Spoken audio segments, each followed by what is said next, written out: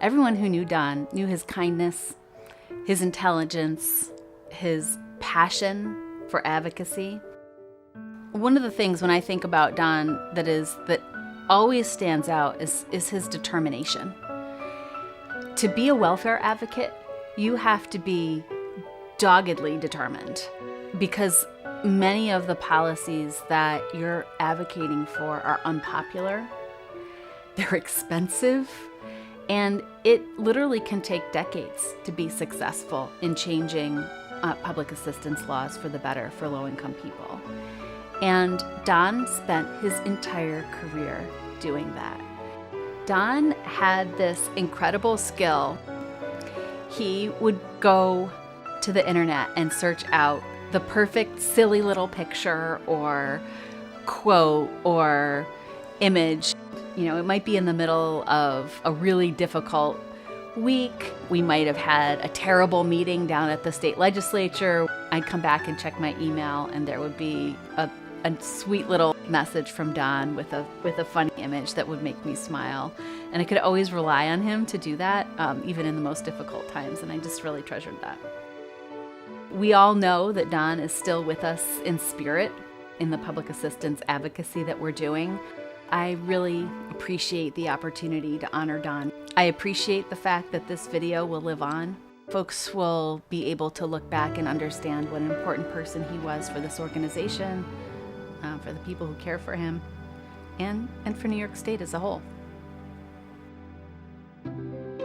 I believe Don was incredibly effective, primarily because he cared so deeply, and you could tell by sitting across from him. I do meet with a lot of advocates, and I like a lot of them.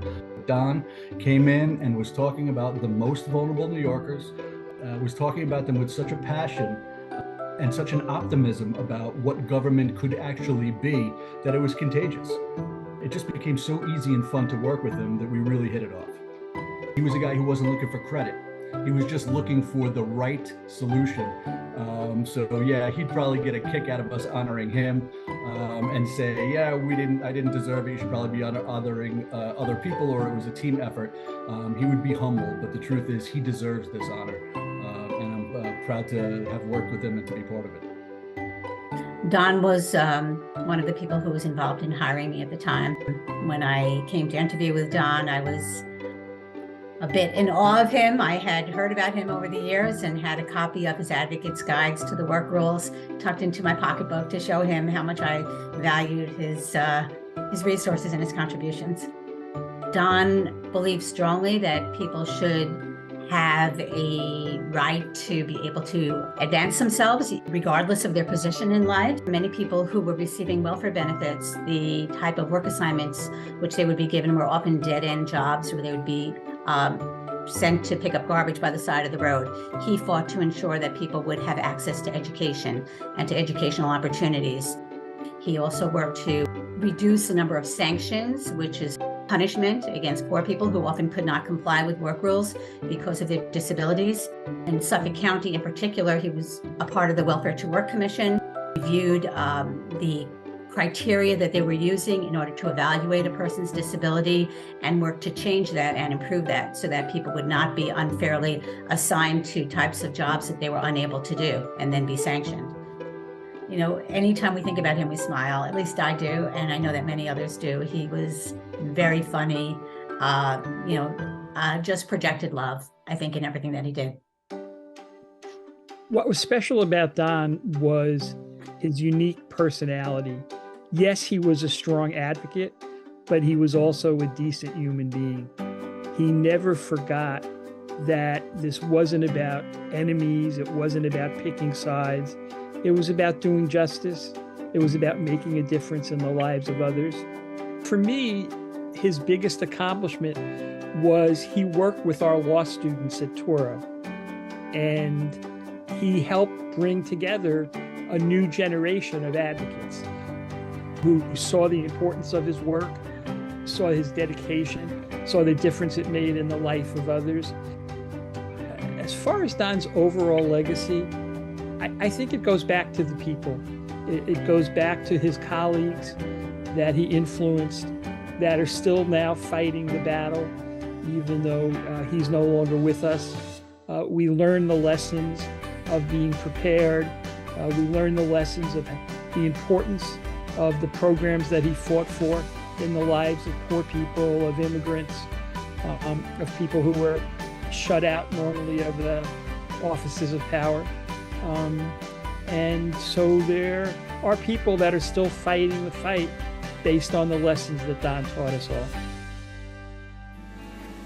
I believe my steps are growing wearier each day. My work history with Don goes back as far as my life as a lawyer.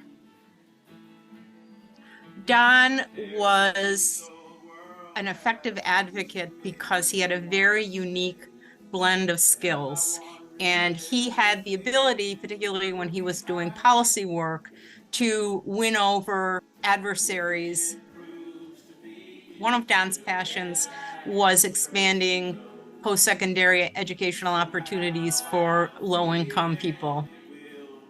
The chair of the Senate Social Services Committee was an upstate, fairly conservative legislator, but a smart one, who Don was able to convince of the importance of that. And he did that by not just meeting with him and winning him over with his charm, but he brought some of his clients with him.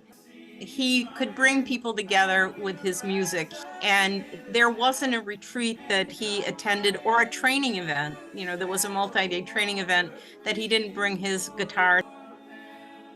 One of the gifts that I cherish from Don is that he gave me a songbook that he put together. That songbook he gave me is a staple. And, I've been teaching my grandkids songs that Don taught me. He would go to harmony workshops. He taught harmony. He was very associated with this organization called Jalopy in Brooklyn that expanded music to people who generally didn't have access to music. To say there's rarely a day that goes by, and this is a little hard to say, but there's barely a day that goes by that I don't miss him. He was such a close colleague. He was someone that I could always either pick up the phone or send an email to run ideas by. He always made himself accessible. And there's so much of the work that I do now that I'm dedicated to because I feel like it's his legacy. Paradise, and I'll be waiting on the far side banks of Jordan. I'll be waiting, drawing pictures in the sand. And when I see you coming, I will rise up with a shout and come running through the shallow waters, reaching for your